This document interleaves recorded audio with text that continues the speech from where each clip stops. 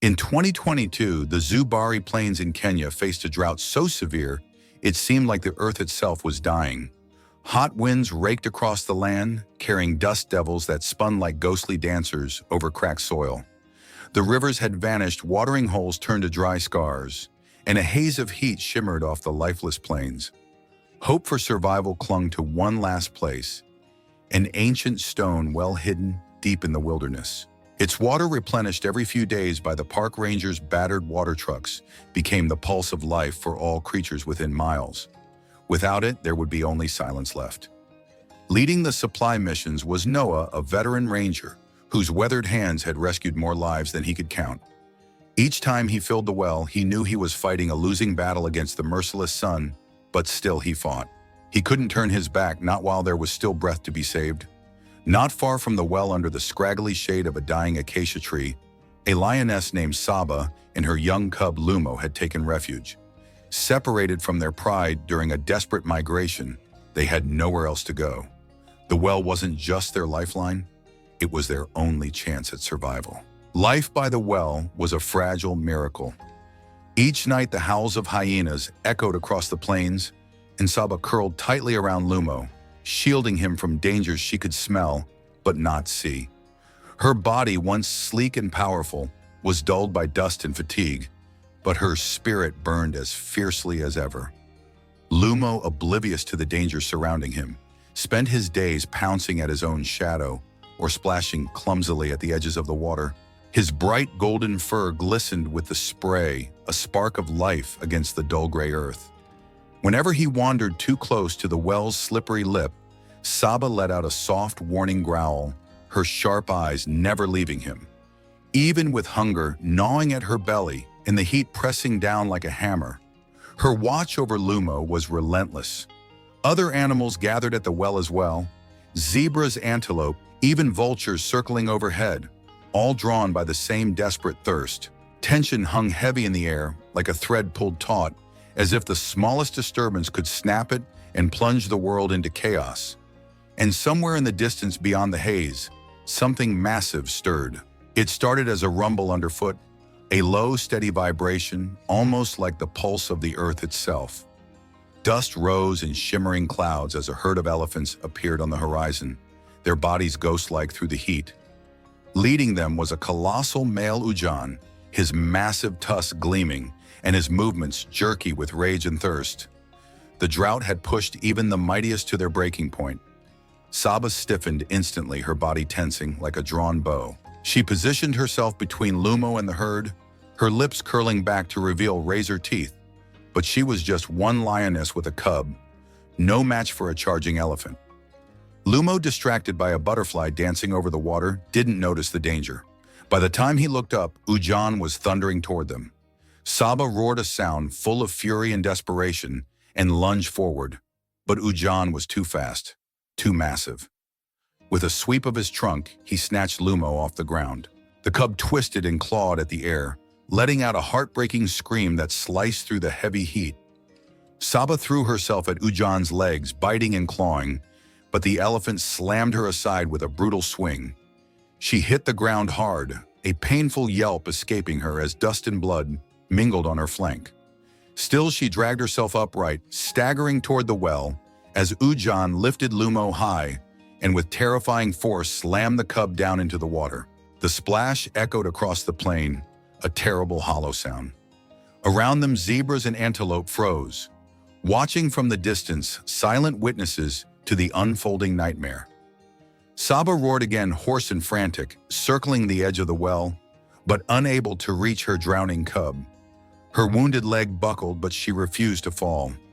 The sky, once painfully blue, seemed to dim as Lumo's struggles weakened. The little cub's head dipped under the muddy water again and again, each time longer than before. Time slowed, and just when it seemed the story would end in tragedy, the distant roar of an engine shattered the air. The last well, a bond forged in dust.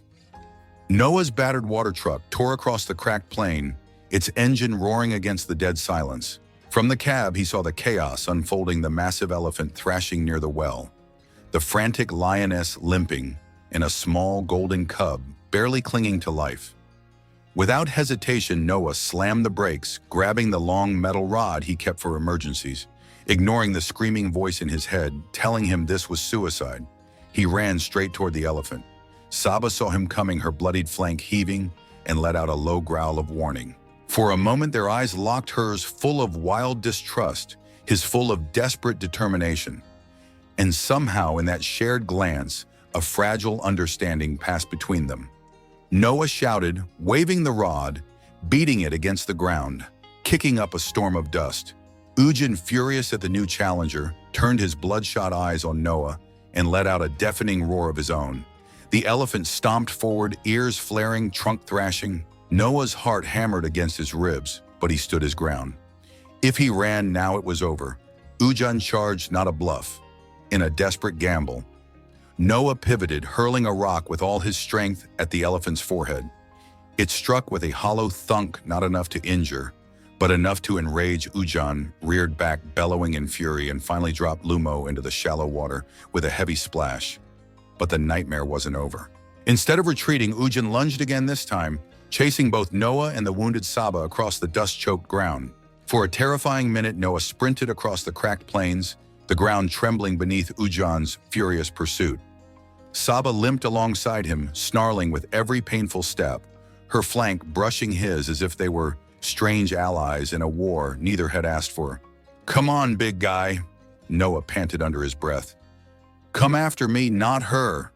He swerved sharply, waving his arms, making himself a more tempting target. Ujin hesitated, confused, torn between rage and instinct. That moment of hesitation was all Saba needed. She spun and bolted back toward the well, toward her cub.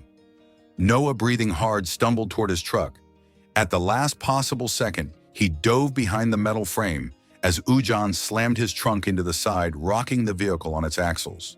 The truck held. Ujin huffed, pawed the ground angrily, and finally grudgingly turned away, retreating in the direction of his herd.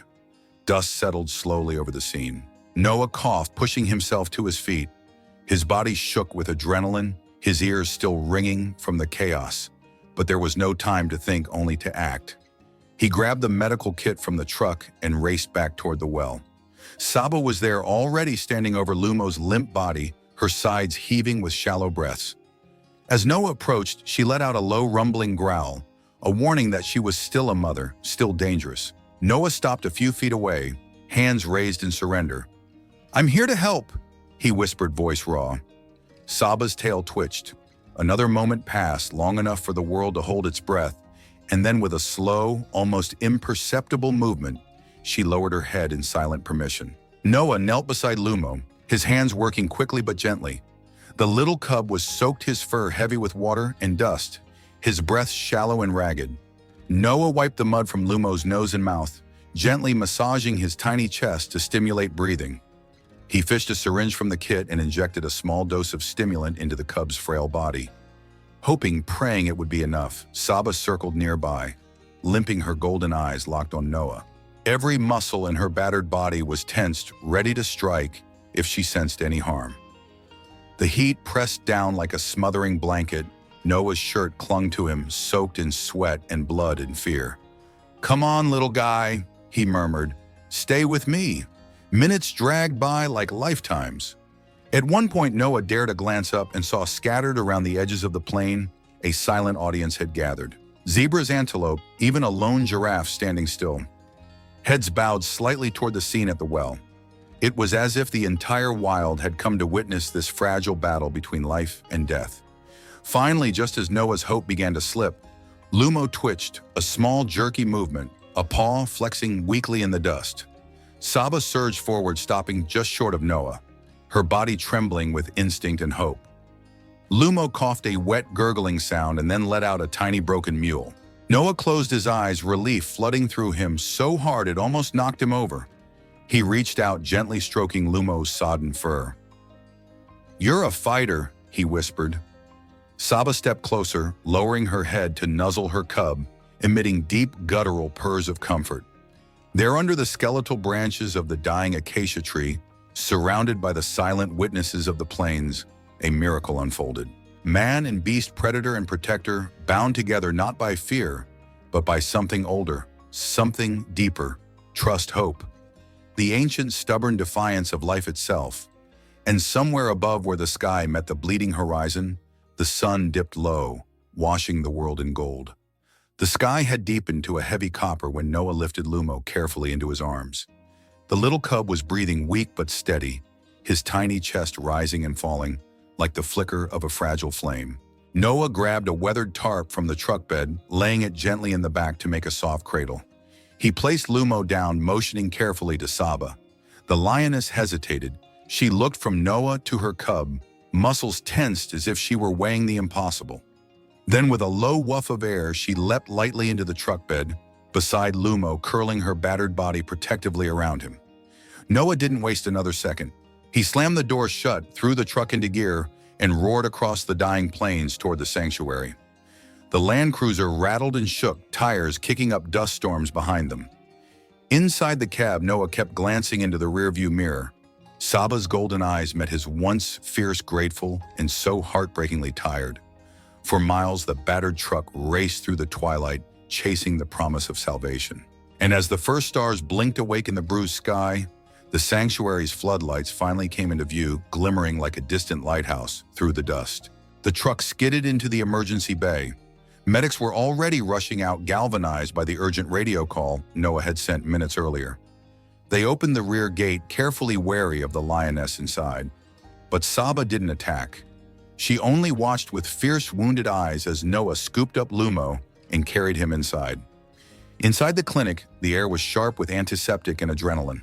Veterinarians surrounded the little cub, working quickly, inserting IV lines, treating scratches, checking for internal injuries. Noah hovered nearby, his hands clenching and unclenching helplessly. Every instinct screamed at him to do more, but now it was up to them. Saba paced restlessly outside the glass doors, her tail lashing ears, flicking at every sound. Her loyalty, her silent, unbreakable bond with her cub, was visible in every line of her battered frame. Minutes bled into hours. Finally, as the eastern horizon softened from black to gray, the lead veterinarian approached Noah with a tired smile. "He's going to make it," she said simply. Noah's knees nearly buckled from relief. He turned to the glass door just as Saba locked eyes with him again. And in that look, there was no wildness, no threat, only something raw and ancient. Gratitude. They reunited Saba and Lumo in a safe holding pen. The lioness licked her cub's face over and over, her rough tongue rasping against his matted fur. Lumo let out a weak but unmistakable purr. The rangers watched, some wiping away tears they didn't bother to hide. And somewhere beyond the compound, the first rays of sun sliced across the plains, gilding the land in new gold. A land still wild, still brutal, but still achingly full of hope. 2 days later, under the vast canvas of a clear blue sky, Noah stood beside the open gate of the sanctuary. Saba and Lumo were ready to return home. The cub had regained his strength, still a little shaky, still favoring one leg, but he moved with the unstoppable energy of youth. Saba's wound had healed into a fresh scar, a badge of a mother's undying love. Noah stepped back, giving them space. Saba nudged Lumo forward gently, her tail brushing against his side. Together they stepped into the golden sea of grass. But after a few strides, Saba paused. She turned her massive head back, her amber eyes locking onto Noah's. There was no growl, no threat, only a long, silent look filled with everything words could never say. Just joining us, gratitude, respect, and unbreakable bond forged in fire and dust. Noah pressed his palm over his heart in silent salute. Then Saba turned, leading Lumo into the wild. The cub bounced ahead, leaping at butterflies, while Saba followed, patient and proud. The sun blazed overhead. The wind carried away the last whispers of the drought. Females get and as Noah watched them work. disappear into the endless plains, In the long he run, knew some that acts of will be a kindness problem. echo forever, carried by the hearts they saved.